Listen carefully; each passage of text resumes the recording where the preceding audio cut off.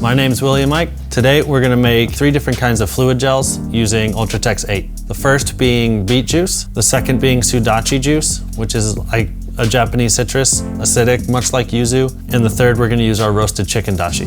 For the beet, we're gonna first juice the beets and then take the beet juice, put it into the Roku or food processor, and turn it on, slowly adding in the Ultra-tex while it's on, shearing it in until it becomes the right consistency. The quantity of Ultra-tex will always vary depending on how much juice that you use. So you always want to add in slowly until you get the consistency you're looking for.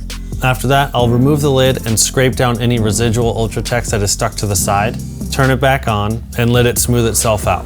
I use the Roku or a food processor rather than a blender because a blender actually will produce heat as it's blending in, and that will make it so the Ultra-tex doesn't activate right and it will never get thick enough. I then put it in a piping bag, cut the tip of the piping bag to the diameter that I'm looking for, and it's ready to go.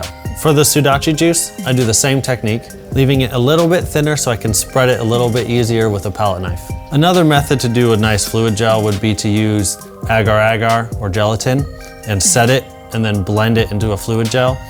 I like Ultra-tex better because it won't ever set on you and it'll stay consistent. With Agar or gelatin, you have to re-blend it every single time back into a fluid gel because it will reset over time. I use Ultra-tex 8 because it handles temperature contrast a lot differently. It has a broader range from cold to hot and will hold a lot better depending on what you're using it with and what you're using it for. For the chicken dashi, I want to impart a nice chilled broth flavor that coats your palate. So I leave the chicken dashi quite thick with the Ultra-tex, and as it heats up on your palate, it will coat the rest of your palate and you'll be able to taste all the delicate flavors inside of it.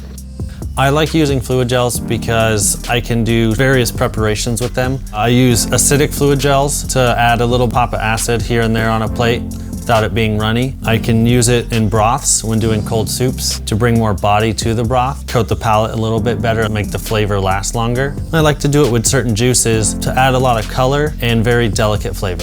This is how I do my fluid gels in my restaurants. If you have any questions, feel free to leave a comment down below or check out this other video on tasting menus at Matsu.